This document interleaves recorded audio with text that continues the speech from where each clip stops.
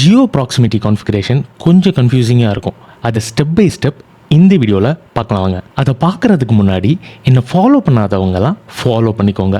மறக்காமல் ஏடபிள்யூஎஸில் ஒர்க் பண்ணுற உங்கள் ஃப்ரெண்டுக்கு ஷேர் பண்ணுங்கள். இதை நல்லா ஞாபகம் வச்சுக்கோங்க. ரவுட் 53ல் ஜியோ ப்ராக்சிமிட்டி கான்ஃபிகர் பண்ணுறதுக்கு மினிமம் 2 ரீஜன் இல்லைனா எண்ட் பாயிண்ட் தேவைப்படும்.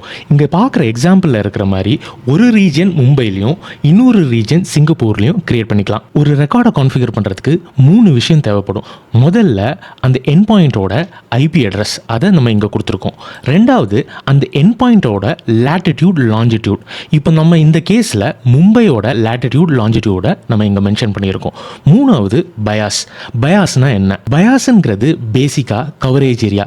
இங்கே கவனிச்சிங்கன்னா மும்பையில் பயாஸ் 0வும் சிங்கப்பூரில் பயாஸ் 0வும் செட் பண்ணியிருக்கோம். ஸோ இப்போ இது 50% ஆஃப் த ஏரியாவும் அனதர் 50% ஏரியாவை மும்பையும் ஷேர் பண்ணிக்கும்.